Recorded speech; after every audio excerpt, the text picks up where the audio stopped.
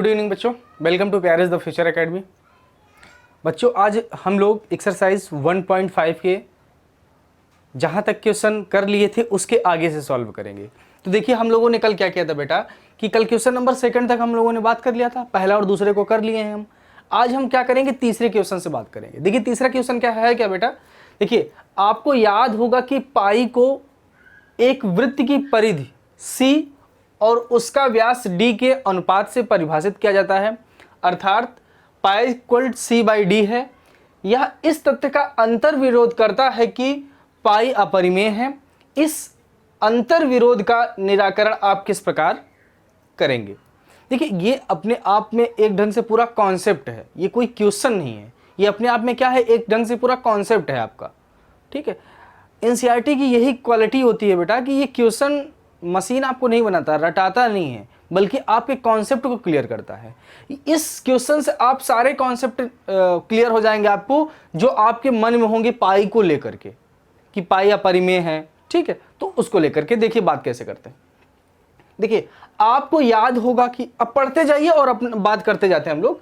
इसमें कुछ सॉल्व नहीं करना, कुछ है ही नहीं सॉल्व करने के लिए, केवल जो डिस्कस करेंगे हम लोग यही समझ लीजिए इसका आप आंसर है। इसका आंसर आप दिमाग में रखिएगा। ठीक है, देखिए आपको याद होगा कि पाई को एक वृत्त की परिधि C और उसका व्यास d के अनुपात से परिभाषित करते हैं। पहले इतनी की बात करते हैं कि ये बोला है बेटा कि जो पाई होता है उसको हम C/d के फॉर्म का लिखते हैं।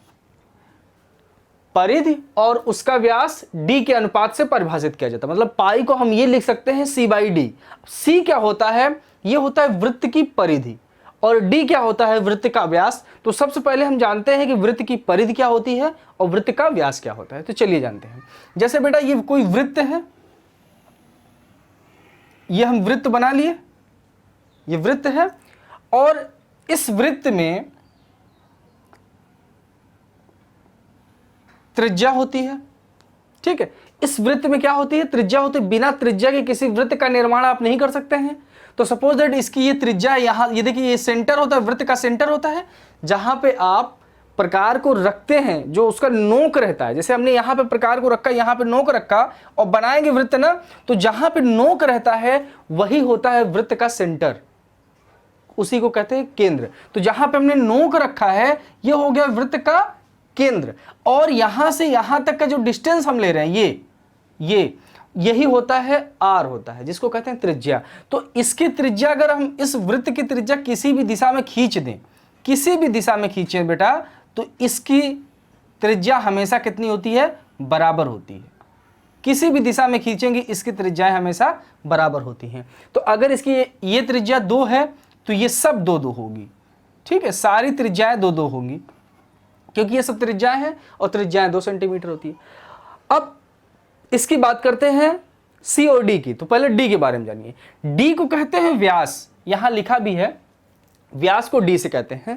तो D को क्या कहते हैं बेटा, व्यास कहते हैं। D को कहते हैं व्यास। अब व्यास क्या होता है आप जानिए। व्यास क्या होता है, जितनी भी त्रिज्या रहती है उसका हम डबल करने से व्यास मिल जाता है। जैसे इसकी त्रिज्या 2 सेंटीमीटर है तो 2 को डबल कर दीजिए, तो 2 को डबल करेंगे तो कितना आएगा, 4 होगा। तो ये 4 जो हो जाएगा वो क्या हो जाएगा, व्यास हो जाएगा। अगर हम ये बोले कि त्रिज्या 2 सेंटीमीटर है, त्रिज्या को हम स्मॉल r से डिनोट करते हैं, अगर ये 2 सेंटीमीटर है तो व्यास कितना हो जाएगा, व्यास का मतलब स्मॉल d, ये कितना हो जाएगा, 4 सेंटीमीटर। इसको कहते हैं हम व्यास। और आप ये व्यास मान लीजिए, एक जो स्ट्रेट लाइन होती, केंद्र से होती हुई जाने वाली रेखा, सीधी रेखा ही व्यास होती है। केंद्र से होकर के जाने वाली सीधी रेखा, चाहे इस दिशा से खींच सकते हैं आप, चाहे इस दिशा से, चाहे इस दिशा से, मतलब केंद्र से होकर जाना चाहिए, ऐसे नहीं जा सकती। जैसे ये वृत्त है, ये सेंटर है, अगर ये भी तो सीधी लाइन है, लेकिन ये केंद्र से नहीं जा रही, इसलिए ये सेंटर नहीं हो जाएगी, तब ये जीवा हो जाएगी। इसकी बात हम लोग बाद में करेंगे।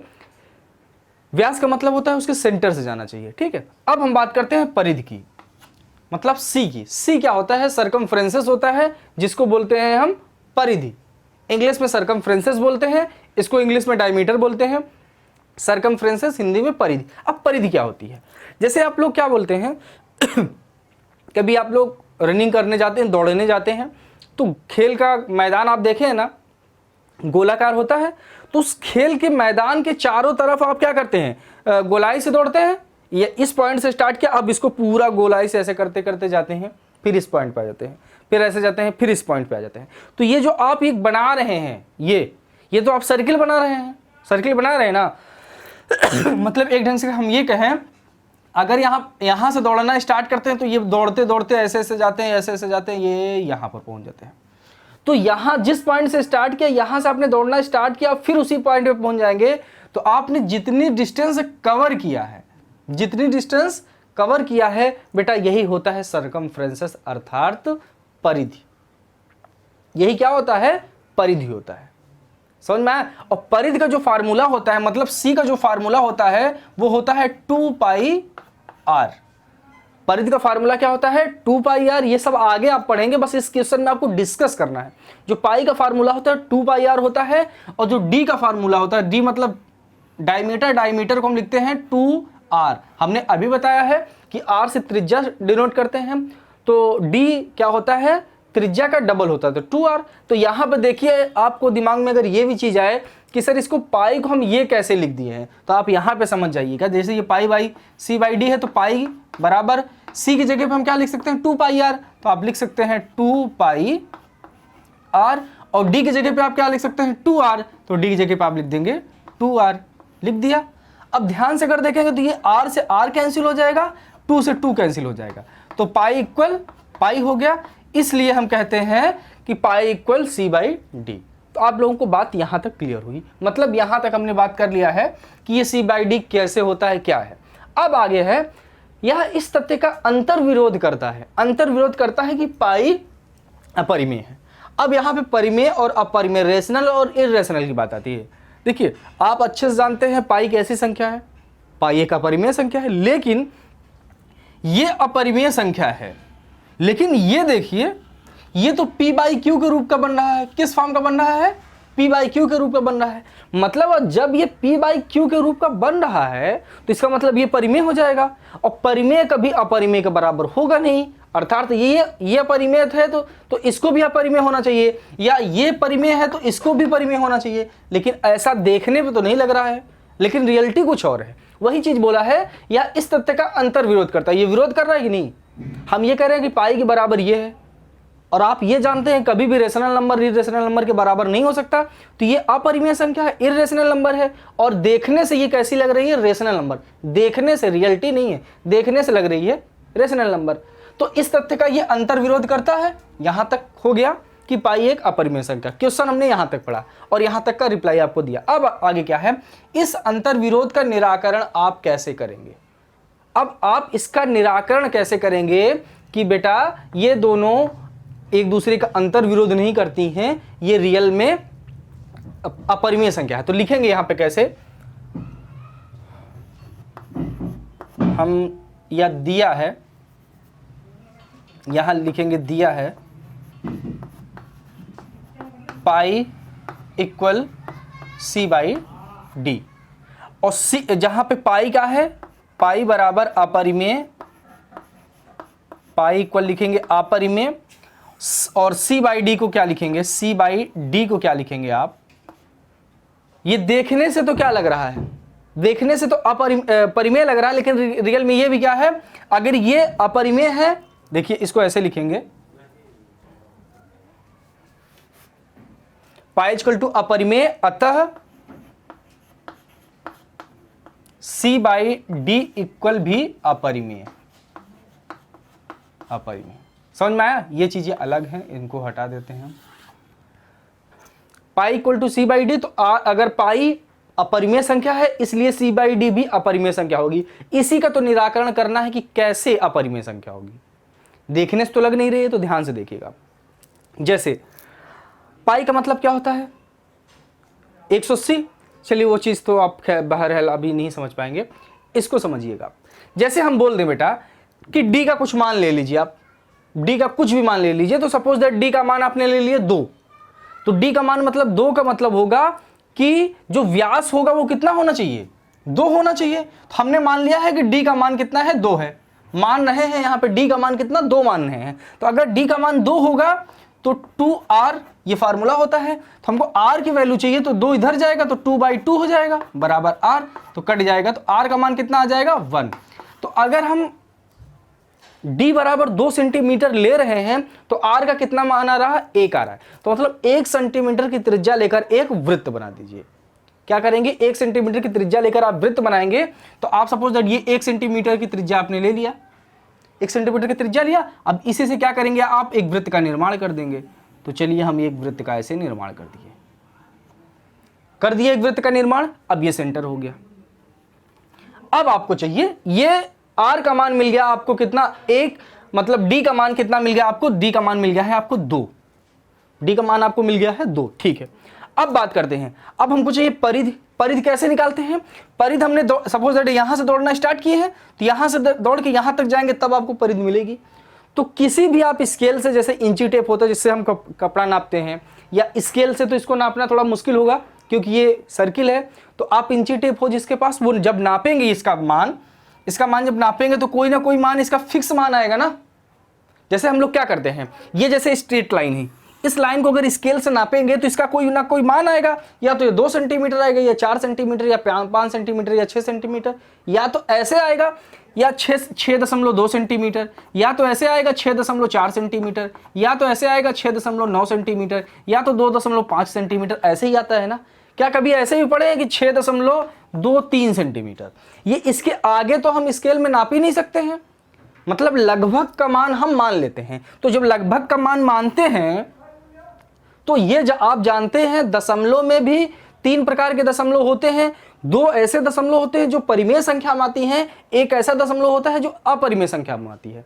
तो 2 दशमलव जो परिमेय संख्या में आती हैं उनमें में से कौन कौन से होते हैं, वो दोनों शांत होते हैं। कौन कौन, वो एक शांत होता है, एक अशांत होता है। जैसे हम ये लिख दें 2.6, ये यहां तक फिक्स है तो ये तो शांत हो जाएगा। और अगर ये ऐसे लिख दें जैसे हम लिखते थे 0.33, मतलब 3 के पावर 12, ये कैसा है, अशांत है। ये दोनों, एक शांत है, ये अशांत है, लेकिन ये दोनों कैसी संख्याएं हैं, ये दोनों परिमेय संख्याएं हैं। और एक जो होता है जिसकी वैल्यू फिक्स नहीं रहती, वो बढ़ता हुआ जाता है। जैसे हम लिख दें 4.26902556, ये ऐसे बढ़ता हुआ चलेगा, कोई नंबर रिपीट नहीं हो रहा, तो ये अपरिमेय आएगा। तो वही चीज है, जब इसको आप नापेंगे तो कोई ना कोई इन दोनों में से कोई वैल्यू मिलेगी, स्पेशली आपको यही वैल्यू मिलेगी। और ये वैल्यू किस में जाती है बेटा, ये वैल्यू किस में जाती है, परिमेय संख्याओं में जाती है। तो ये लगभग का मान हम लेते हैं, कितना करते हैं, लगभग का मान करते हैं। इसीलिए इसको हम क्या कहते हैं, इसको भी हम कह देते हैं अपरिमेय संख्या। और इसमें आप पूरी चीज थीम ये है, आपको कुछ इसमें अलग से कुछ नहीं लिखना है, बस इतना समझना है। इस अंतर विरोध का निराकरण आप कैसे करेंगे, ये एग्जाम्पल दे दीजिएगा आप, जहां हमने 2 सेंटीमीटर बनाया है। इंची टेप से नापने से आपको एक वैल्यू, मतलब लगभग का मान लेते हैं, क्लियर नहीं रहता, वो फिक्स नहीं है।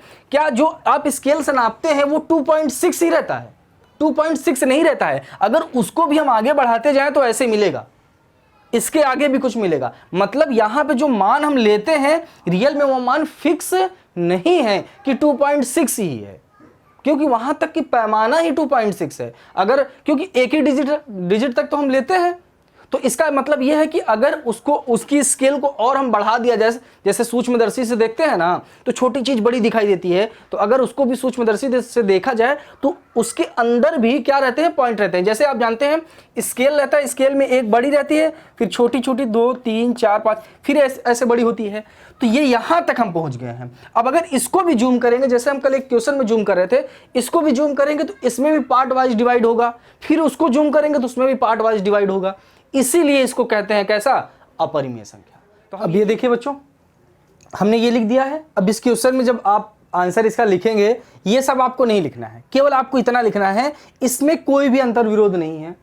क्योंकि किसी की भी माप, जैसे हमने बताया था ना, आप दौड़ते हैं वही, तो किसी की भी माप किसी स्केल से करने पर उसका निकटतम मान प्राप्त होता है। जैसे अभी देख रहे थे ना आप कि 2.6 था, अब 2.6 एग्जैक्ट मान नहीं, इसके 0.6 के बाद 2 3 हो सकता है, समझ में आ रहा है ना। क्योंकि जैसे ये स्केल हमने बताया अभी आप लोगों को, तो इसके बीच में भी तो कोई पॉइंट होगा, तो जब उसको जूम करेंगे तो उसके अंदर के पॉइंट दिखेंगे। तो जो भी मान स्केल से हम मापते हैं वो निकटतम मान होता है, वो रियल में मान नहीं होता है, निकटतम मान प्राप्त होता है। अतः जो C/D होगा, निकटतम मान, मतलब जब फिक्स नहीं रहता है तो उसी को तो हम क्या कहते हैं, अपरिमेय संख्या। इसलिए जो ये दिया गया है पाई भी अपरिमेय संख्या और सी बाई डी भी कैसी संख्या है, अपरिमेय संख्या। तो आप इसकी स्क्रीनशॉट लीजिए, फिर हम अगला क्वेश्चन देखते हैं। चलिए बच्चों क्वेश्चन नंबर 4 देखते हैं। देखिए क्वेश्चन नंबर 4 क्या है कि संख्या रेखा पर अंडर रूट में संख्या है 9/3 को निरूपित कीजिए। अब देखिए अभी तक आप लोगों ने संख्या रेखा पर परिमेय संख्याओं को दर्शा दिया है, नंबर को जो साधारण नंबर होते हैं 2, 4 उनको भी दर्शा दिया, परिमेय संख्या को दर्शा दिया है। अब आपको क्या करना है, अपरिमेय संख्याओं को संख्या रेखा पर निरूपित करना है। तो देखिए कैसे करना है, इसका एक ही क्वेश्चन है, एक ही क्वेश्चन में सारी चीजें आप समझ लीजिए। सबसे पहले क्या करिएगा, यहां रूट के अंदर जितना भी नंबर लिखा रहे, जैसे यहां पे लिखा है 9.3, तो सबसे पहले क्या करेंगे आप कि 9.3 की एक स्ट्रेट लाइन खींच देंगे। स्केल की हेल्प से 9.3 की क्या खींचेंगे आप, एक लाइन खींचेंगे। तो सबसे पहले वही करते हैं। तो हम यहाँ पे क्या कर रहे हैं, 9.3 की एक स्ट्रेट लाइन खींच दे रहे हैं। ठीक है, इसका नाम दे रहे हैं हम ए, इसका नाम दे दो ए और इसका नाम दे दो बी। नाम देते जाना, जितने भी पॉइंट आपको मिलेंगे वहां पे नाम देते जाना है। तो ये लाइन आपने खींचा है कितना, 9.3, तो ये हो गया यहां से लेकर पूरा यहां तक हो गया 9.3। अब उसके बाद क्या करिए, जब 9 जितना नंबर देगा उतने नंबर की लाइन खींच देंगे। देन उसके बाद स्टेप याद रखिएगा, पहले स्टेप में क्या करना है, 9.3 की लाइन खींचना है। यहाँ पे जितनी भी वैल्यू देगा, 5 सेंटीमीटर देगा तो 5 कर देना है, 2.6 देगा तो 2.6 करना है। यहाँ पे 9.3 दिया है तो 9.3 करिए। देन उसके बाद करिए, क्या करिएगा बेटा, ये जो लास्ट पॉइंट, इसका जो एंडिंग पॉइंट होता है, यहां से आप 1 सेंटीमीटर की लाइन और खींच देंगे। हर क्वेश्चन में अगर कुछ भी देता है 1 सेंटीमीटर की लाइन और खींच देंगे। तो चलिए यहां से आप क्या करिए, 1 सेंटीमीटर की लाइन और खींच दीजिए। तो सपोज दैट ये 1 सेंटीमीटर की लाइन है और ये इसका जो एंडिंग पॉइंट है, इसका भी नाम दे दीजिए, इसका नाम हम दे देते हैं सी। अब अगर ध्यान से आप देखेंगे तो ए से लेकर सी तक की जो दूरी है 9.3, यहां से तक यहां तक की दूरी है, और बी से सी तक की दूरी कितनी है, 1 सेंटीमीटर। तो टोटल दूरी कितनी हो जाएगी बेटा, 10.3 सेंटीमीटर। इतना कर लिया। उसके बाद आपको क्या कर देना, उसके बाद क्या करना है, ये जो AC लाइन है, अब बात करेंगे हम AC लाइन की, AB नहीं, AC लाइन है, इसका हमको हाफ करना है, मतलब इसको 2 बराबर भागों में डिवाइड कर देना है। तो देखिए पटरी प्रकार की सहायता से, रूलर एंड कंपास की सहायता से आप किसी भी लाइन को दो बराबर भागों में कैसे डिवाइड करते हैं, थोड़ा सा इधर देख लीजिए, फिर यहां पर समझाते हैं। सपोज दैट जैसे ये आपकी कोई लाइन है, इसका नाम दे दीजिए AB। इस लाइन को हमको क्या करना है, 2 बराबर भागों में डिवाइड कर देना है। तो सर्वप्रथम क्या करेंगे, सबसे पहले क्या करेंगे, पटरी प्रकार रहेगा आपके पास, ए पे पॉइंट रखिएगा, जो उसका प्रकार का नोक होता है उसको ए पे रखिएगा, और ए पे रखने के बाद जो पेंसिल होती है उसको बड़ा करिएगा। इसकी आधे से ज्यादा की दूरी लेंगे। ये जो पूरी लाइन है इसकी आधे से ज्यादा, मतलब सपोज दैट इसका ये आधा है तो आधे से ज्यादा यहां तक की दूरी ले लेंगे। यहां तक की लेने के बाद डिस्टेंस इस पे सपोज दैट इतना लिया, उसके बाद ऊपर भी और नीचे भी दोनों तरफ क्या करेंगे, कट लगाएंगे। तो सपोज दैट ये इसको यहां पर, ये इसको यहां पर काटती है। अब उसी को जितना आधे से ज्यादा की दूरी लिए हैं, इसको कम या ज्यादा आपको नहीं करना है। देन आपको कहां आना है, बी पॉइंट पर आना है, और बी पॉइंट पे रखने के बाद फिर जो कट किए हैं आप, इसी कट पे कट लगाएंगे। तो कुछ आपको ऐसे काटेगी, तो जो काट रही है उसी को मिला देंगे, तो ये लाइन क्या हो जाएगी, ये जो इसका अगर नाम दे देंगे CD, तो जो CD लाइन है वो AB को 2 बराबर भागों में काटती है, और इस पॉइंट का नाम आप दे देंगे O। तो किसी भी रेखा को आप समद्विभाजित इसको बोलते हैं, समद्विभाजित ऐसे करते हैं, मतलब 2 बराबर भागों में ऐसे ही काटते हैं। तो चलिए इसको हम हटाते हैं और ऊपर की बात करते हैं। चलिए देखते हैं। अब इसको हमको 2 बराबर भागों में काटना है, तो क्या करेंगे, सर्वप्रथम क्या करेंगे, ये रूलर कंपास है ये आपके पास, इसको नोक को यहां पर रखिएगा इस A पॉइंट पे, और इसको बड़ा करिएगा, आधे से ज्यादा की डिस्टेंस ले लेंगे। जब आधे से ज्यादा की डिस्टेंस लेंगे बेटा, तो कुछ आपको ऐसे काटेगी और कुछ आपको ऐसे काटेगी, कट लगेगा। फिर उसी को कम या ज्यादा नहीं करना, जितना यहां से हमने आधे से ज्यादा की डिस्टेंस लिया है, इसी को हमको कम या ज्यादा नहीं करना है, अब C वाले पॉइंट पे करना है। क्या, अब उसी नोक को यहां पे C वाले पॉइंट पे रखेंगे, और C पॉइंट पे रखने के बाद इसी कट पे आप कट लगाएंगे। तो जब आप इसी कट पे कट लगाएंगे तो कुछ इस प्रकार काटेगा, और ये काटेगा तो इसी को क्या कर देना है, आपको मिला देना है। इसको क्या कर देना आपको बेटा, मिला देना है। अब इसको मिला दिया तो ये इसका नाम दे दीजिए O। तो जो O बिंदु है वो AC लाइन का मध्य बिंदु है, मतलब जितनी डिस्टेंस A से लेकर O तक की होगी, उतनी ही डिस्टेंस O से लेकर C तक की होगी। समझ में आया ना? जैसे कुछ खाने वाली चीज रहती है तो पापा लोग क्या करते हैं, जैसे दो भाई आप लोग हैं, पापा लोग क्या करते हैं उसको दो बराबर भागों में क्या करते हैं, काट देते हैं। जब काट देते हैं तो दोनों पार्ट बराबर हो जाता है, तो कहते हैं कोई भी ले लीजिए। तो वही सेम काम यहाँ पर ये कर रहा है। ओ जो है इसको दो बराबर भागों में काट दिया, जितना डिस्टेंस यहाँ ए से लेकर ओ तक की है उतनी ही डिस्टेंस ओ से लेकर सी तक की है। ये इतना स्टेप याद रखिएगा। पहला स्टेप क्या था, ए से बी तक हमने 9.3 खींचा, देन उसके बाद क्या किया, इसको 1 सेंटीमीटर बढ़ाते हैं, दूसरा स्टेप हो गया। तीसरे स्टेप में क्या कर देना है, AC का समद्विभाजक खींचेंगे, मतलब दो बराबर भागों में काटेंगे। ये 3 स्टेप हो गया। अब देखिए बेटा चौथे स्टेप में आपको करना क्या है। चौथे स्टेप में क्या करना है, O से लेकर A तक की दूरी ले लीजिए, या O से लेकर A तक की दूरी ले लीजिए, या इसी को हम ऐसे भी बोले तो O से लेकर C तक की दूरी ले लीजिए। दोनों की दूरियां बराबर हैं तो किसी एक की आप दूरी ले लीजिए। सपोज दैट आपने O से लेकर A तक की दूरी लिया। अब क्या करेंगे, O को केंद्र मानकर O पे नोक रखेंगे अपने प्रकार का, और O को केंद्र मानने के बाद एक अर्धवृत्त बनाएंगे। क्या बनाएंगे, अर्धवृत्त। कैसे बनेगा अर्धवृत्त बेटा, देखो अब O को केंद्र मानने के बाद आप ऐसे क्या करेंगे, अर्धवृत्त बना देंगे। आप वहां पे अच्छे से बनाइएगा, यहाँ पे तो वो चीजें है नहीं। तो ये आपने क्या कर दिया, एक अर्धवृत्त बना दिया, बस यहां तक रुक गए। अर्धवृत्त बनाने के बाद अब क्या करना है, अब इस बी पॉइंट पे चांदे की हेल्प से आप क्या करेंगे, 90 डिग्री बना देंगे। अगर चांदा है तो चांदे से बना दीजिए, नहीं अगर आपको पटरी प्रकार की सहायता से कोण बनाना पता है 90 डिग्री का, तो बी पॉइंट पे 90 डिग्री का कोण बनाना है। स्टेप याद रखिएगा, क्योंकि इसके और कोई भी क्वेश्चन नहीं है तो सारा जो अपना दिमाग है इसी क्वेश्चन पे लगा दीजिएगा। अब देखिए बी पॉइंट पे आप क्या करेंगे, 90 डिग्री बनाएंगे।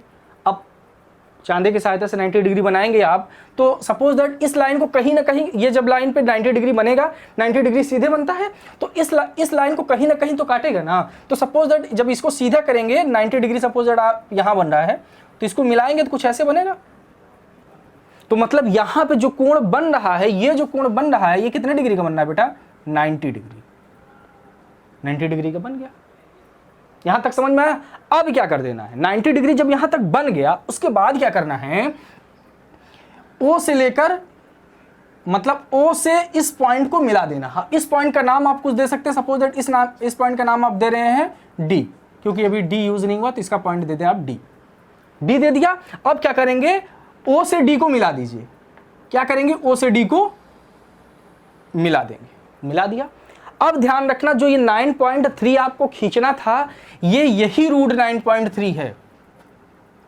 जब आप 90 डिग्री का एंगल बनाकर उस लाइन को मिलाएंगे, इसमें जो अर्धवृत्त बनाए हैं, इसमें जहां भी आपको टच करेगा, वहां से लेकर बी तक की जो दूरी होगी, यही होगी रूट 9.3।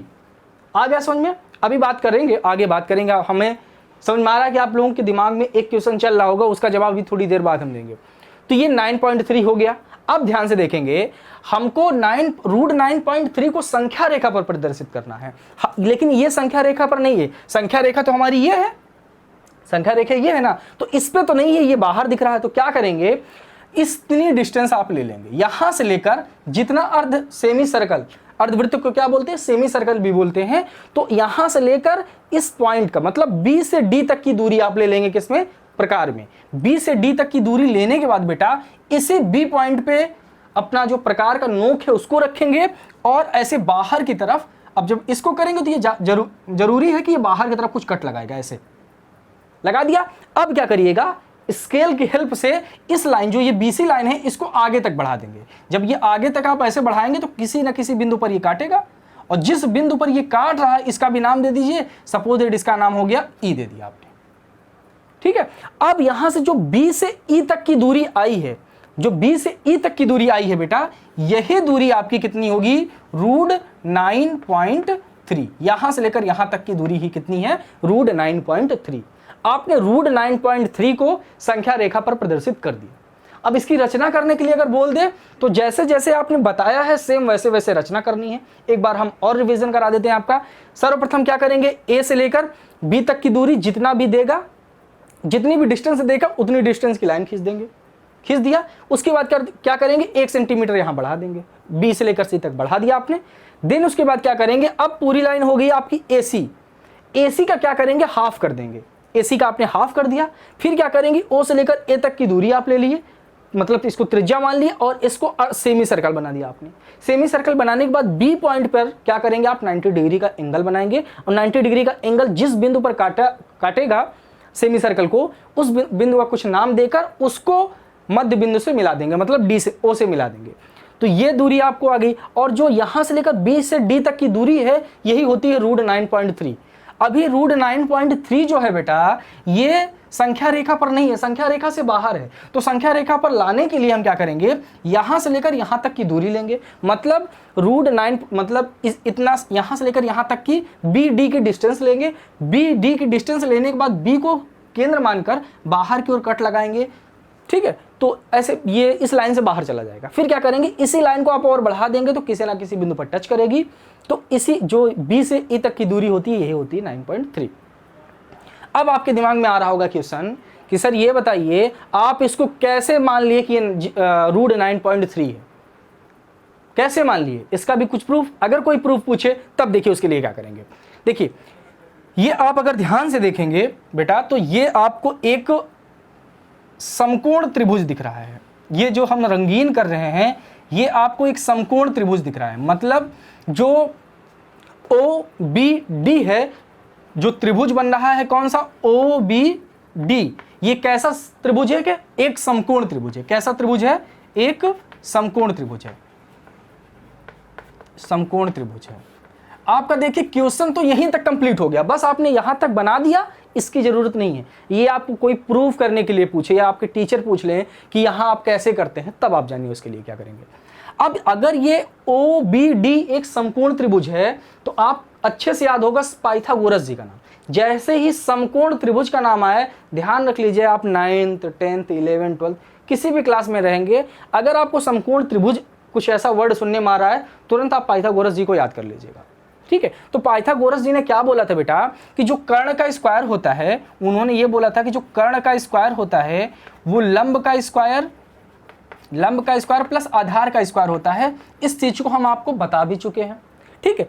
वो ये सूत्र ये एक ढंग से होता है कि जो कर्ण का स्क्वायर होता है वो लंब का स्क्वायर या आधार का स्क्वायर होता है। अब आपको ध्यान रखना है कि इसमें लंब क्या है, कर्ण क्या है, आधार क्या है। तो जिस पे कोण बन रहा है ये क्या हो जाता है बेटा, आधार हो जाता है। तो ये आपका कोण बन रहा है तो यहां से लेकर यहां तक ये आधार हो गया, यह आधार हो गया। अब जो 90 डिग्री के सामने को भुजा रहती है, अगर 90 डिग्री की ये सामने यही तो है ना, तो मतलब ये क्या हो जाएगी, आपकी कर्ण हो जाएगी, ये हो जाएगी आपकी कर्ण, और बच रहा है ये तो ये हो जाएगी आपका लंब। तो ये चीजें, इतनी चीजें हमको क्लियर हो गई। अब यहां पे अगर ध्यान से देखेंगे तो हमको लंब की वैल्यू निकालना है, तो इस वैल्यू को हम हटा देते हैं। अब दो वैल्यू बचती, कौन कौन सी, कर्ण और आधार की। अब ध्यान से ये देखेंगे कि कर्ण की वैल्यू कितनी है, आधार की वैल्यू कितनी है। दिमाग से देखिए, कोई भी वृत्त रहता है तो वृत्त की जितनी भी त्रिज्याएं रहती हैं बराबर रहती हैं। तो ये देखिए यहां से यहां तक की जो डिस्टेंस होगी वही डिस्टेंस O से लेकर D तक की होगी, क्योंकि OD एक क्या है, अर्धवृत्त की त्रिज्या है। ये हमने वृत्त की त्रिज्या, ये हमने अर्धवृत्त बनाया है। अगर हम इसको पूरा बना देंगे तो एक वृत्त बन जाएगा, और जो वृत्त की OD है क्या है, त्रिज्या है। तो जितना सेंटर लेकर बनाते हैं, जितना नाप का वृत्त आपका रहता है वही उसकी त्रिज्या होती है। तो वृत्त का नाप कितना था, O से लेकर A तक की दूरी कितनी थी, ये आपकी त्रिज्या है। तो आप अगर ध्यान देंगे बेटा कि O से A तक की डिस्टेंस कितना, क्योंकि O से A तक की डिस्टेंस हमको पता नहीं है, हमको टोटल डिस्टेंस पता है, ठीक है। तो O से लेकर A तक की डिस्टेंस आप निकालेंगे। देखिए अब आपको यहां तक की डिस्टेंस नहीं पता लेकिन टोटल डिस्टेंस पता है। टोटल डिस्टेंस कितनी है, यहां तक 9.3 होगी और यहां तक की बात करेंगे तो 10.3 हो गई। मतलब A से लेकर C तक की डिस्टेंस कितनी हो गई, 10.3। लेकिन AC को क्या की है, ये बिंदु दो बराबर भागों में डिवाइड कर दी है, मतलब 10.3 को अगर हम आधा कर दें तो AO की डिस्टेंस हमको मिल जाएगी। तो मतलब जो यहां पे देखिए जो AO होगा वो रियल में क्या है, AC/2 है। क्या है, AC/2 है। पूरी डिस्टेंस कितनी है, AC को हाफ कर देंगे तो ये पार्ट आपको मिल जाएगा। वही जैसे अभी हमने बताया था कि कोई सामान है उसको पापा डिवाइड करेंगे तो दो पार्ट। तो देखिए AC की डिस्टेंस कितनी है, देखिए AC कितनी है, पूरा यहां से लेकर यहां तक 9.3 हो गया, इसको जोड़ेंगे तो 10.3 हो जाएगा। तो ये हो जाएगा बेटा 10.3 3 और ये 2 रहेगा, यहाँ पे 2 कर देंगे। तो जो AO की दूरी आ गई है वो आ गई है 10.3/2। ये आ गई है किसकी वैल्यू? ये आ गई है आपकी AO की वैल्यू। अब AO की वैल्यू आपको पता चल गई। अब किसी ढंग से अगर आप इसकी वैल्यू निकालना है, किसकी? आधार की, मतलब OB की वैल्यू। किसकी वैल्यू? OB की वैल्यू। तो OB की वैल्यू कैसे निकालेंगे? क्योंकि OB तो पता नहीं है, लेकिन दिमाग लगाएंगे तो OC की वैल्यू हमको पता है। OC की वैल्यू कितनी है? अभी यही तो निकाल, देखिए आपको ये तो पता है ना कि AO और OC दोनों बराबर हैं। अभी आपने निकाला AO बराबर इतना, तो यहां पर लिखेंगे OC बराबर, जो OC होगा, OC के डिस्टेंस निकालने के लिए देखिए O से C तक की डिस्टेंस हमको चाहिए। तो OC की डिस्टेंस कितनी हो जाएगी? यही होगी, क्योंकि ये यहां से लेकर यहां तक और यहां से लेकर यहां तक दोनों बराबर हैं। तो जो OC की डिस्टेंस होगी वो होगी, यही होगी 10.3/2। ठीक है, ये एक्स्ट्रा चीज है, ये क्वेश्चन का पार्ट नहीं है। ये मत समझिएगा कि ये क्वेश्चन पे इसको ऐड करना, नहीं, ऐसा कुछ नहीं है। जब वो पूछेगा कि दर्शाइए, प्रूव करिए, तब आपको करना है। तो आपको OC मिल गया, लेकिन आपको OC नहीं चाहिए था, आपको OB चाहिए था। तो देखिए OB के लिए क्या करेंगे, यहां से लेकर ये पूरी दूरी है, पूरी दूरी कितनी है? इतनी है। अगर इतने में से अगर हम इतना घटा दें, ये पूरी लाइन ये समझ लीजिए ये OC है, OC में से इतनी आपको यहां से पता है, आपको OB चाहिए। तो टोटल दूरी इज OC है, अगर OC में से इतना माइनस कर दें तो आपको OB मिल जाएगा। पूरी डिस्टेंस OC में से अगर इतना हम माइनस कर देंगे तो ये पार्ट आपको मिलेगा। सेम यही चीज आपको करना है। तो आपको वैल्यू निकालनी है OB की। तो OB की जब वैल्यू निकालेंगे तो OB बराबर क्या हो जाएगा बेटा? जो OB की वैल्यू निकालेंगे तो वो हो जाएगा OC minus BC, OC minus BC। अब OC का मान देखिए कितना है, OC का मान अभी निकाले हैं आप 10.3/2 और माइनस BC का मान कितना है? BC का मान 1 है। तो BC का मान आप यहाँ रखेंगे 1। अब इसको एलसीएम लेके सॉल्व करेंगे तो इन दोनों का एलसीएम लेंगे तो 2 आएगा, 2 से इसको डिवाइड करेंगे 1 टाइम जाएगा, तो 1 का मल्टीप्लाई 10 में करेंगे तो ये 10.3 हो जाएगा। माइनस से माइनस कर देंगे, इसको डिवाइड करेंगे कितनी बार जाएगा? 2 बार। 1 का 2 बार जाएगा, 2 का मल्टीप्लाई 1 में करेंगे तो 2। अब इसको जब माइनस करेंगे बेटा तो 10.3 में से जब 2 माइनस होगा तो कितना आएगा? 8.3/2। अब इसको काटिए नहीं, केवल इतना ही रहने दीजिए। तो जो आपको आधार मिला है वो आपको क्या मिला है? 8.3/2। अब आपको कुछ करना नहीं है, कर्ण की जगह पे कर्ण की वैल्यू, लंब की जगह पे लंब की वैल्यू लग के आधार निकालिए। तो चलिए निकालते हैं।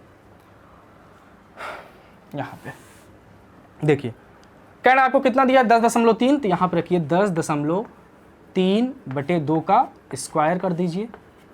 और फिर उसके बाद क्या करेंगे? लंब का है तो लंब आपको लंब भी तो निकालना है, तो लंब आप निकाल दीजिए, लंब का स्क्वायर प्लस आधार कितना है बेटा? आधार अभी आपने निकाला है, मतलब OB कितना है? 8.3/2। ठीक है, और इसका स्क्वायर है तो इसका आप स्क्वायर कर दीजिए।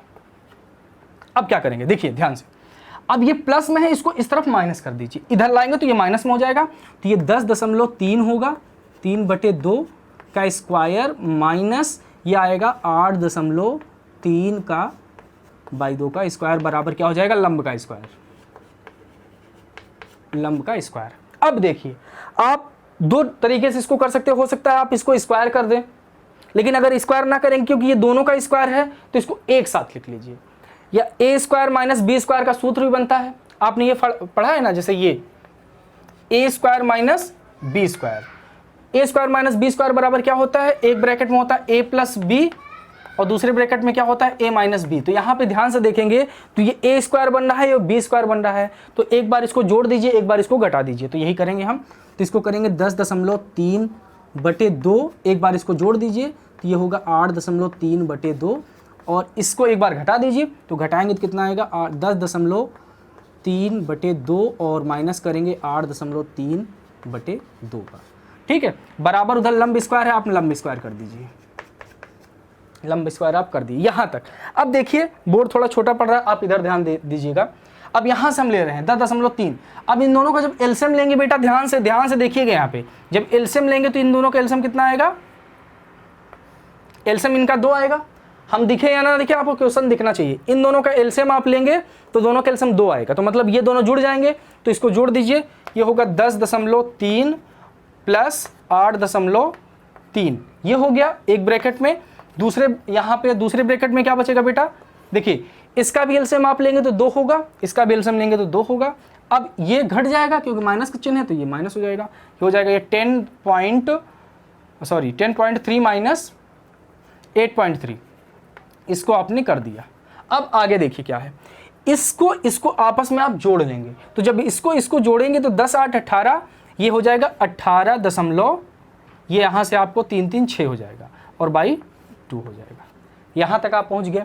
अब देखिए इसको ऐसे रहने दीजिए और इसको देखिए ध्यान से करेंगे तो 10.3 में से 8.3 को जब माइनस करेंगे तो 10 में से 8 माइनस हो जाएगा, कितना आएगा 2 आएगा, और 3 से 3 माइनस होगा तो वो वही चीज़ रहेगा।